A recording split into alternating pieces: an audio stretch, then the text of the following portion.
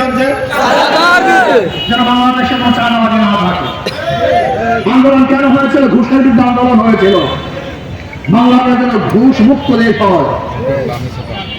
আন্দোলন কেন হয়েছিল? জুলুম মুক্ত আন্দোলন, বাংলাদেশের জুলুম বিচার না হয়। আন্দোলন কেন হয়েছিল? ধর্ষণ মুক্ত বাংলাদেশ করার জন্য আন্দোলন হয়েছিল। আন্দোলন কেন হয়েছিল? গ্যাসের দাম কমাবার জন্য, তৈলের দাম কমাবার জন্য, মানুষের নিত্য প্রয়োজনীয় দ্রব্য মূল্যের দাম নিয়ন্ত্রণে থাকার জন্য আন্দোলন হয়েছিল। কিন্তু আজকে কি দেখেছি? বিএনপি সরকার আসার পরই জানি না সাংবাদিকরা কতবার রিপোর্ট করেছেন, এতবার তৈলের দাম বেড়েছে, গ্যাসের দাম বেড়েছে, বিদ্যুতের মূল্য বেড়েছে। এখন নাকি বিদ্যুৎ হলো হোমিওপ্যাথির ডোজের মতো, বিদ্যুৎ মাঝে মাঝে আসে, মাঝে মাঝে চলে যায়। বিদ্যুতের অবস্থা এরকম, বিদ্যুৎ দিয়ে ব্যবহার যা করবেন তার ডাবল আসবে।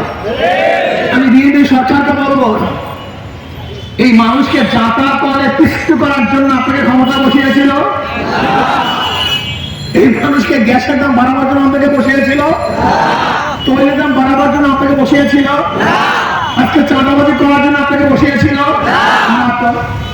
আন্দোলন করেছে আমরা, রক্ত ঝরিয়েছে আমরা, আহত হয়েছে আমাদের লোক, ইসলামী আন্দোলনের ছাত্র আন্দোলনের বহু মানুষ শহীদ হয়েছে।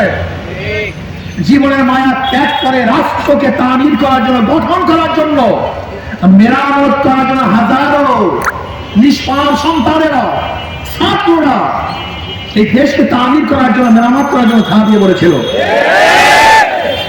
কিন্তু আজকে আবার কি দেখেছি? আবারও মারামারি। সরকারি দল, বিরোধী দল আবারও মারামারি শুরু হয়ে গেছে। আপনারা মারামারি করবেন কেন? সংসদে একটা বক্তব্য দেন, বিরোধী দলের লোক সংসদে আছে, সরকারি দলের লোক সংসদে আছে। যদি কেউ অন্যায় করেন সংসদে ফয়সালা করুন, কিন্তু ক্যাম্পাসে কেন? নিরীহ জনগণকে হত্যা করবেন কেন? করবেন কেন? তাদেরকে হল ছাড়তে বাধ্য করবেন কেন? করবেন কেন? এর জন্য আন্দোলন হয়েছিল, এর জন্য ছাত্ররা জীবন দিয়েছিল। আবু সাইদ বুক দুঃখের জন্য জীবন কি বিসর্জন দিয়েছিল? আমি বিএনপি সরকারকে বলবো, আসলে আপনার শিক্ষা হয়নি, আপনার শিক্ষা হয় নাই। মাত্র কয়েকদিন আগে ঘটনা ঘটছে। আজকে যদি আপনার শিক্ষা না হয়, কবে শিক্ষা হবে আমি জানি না, কবে আপনার রাষ্ট্র চালাতে পারবেন আমি জানি না। শোনেন, মিঠা কথায় পেট ভরে না। ওই নরম নরম কথা বলবেন আর গ্যাসের দাম বাড়াবেন, নরম নরম কথা বলবেন, মধুর মধুর কথা বলবেন আর তৈলের দাম বাড়াবেন, বিদ্যুতের দাম বাড়াবেন।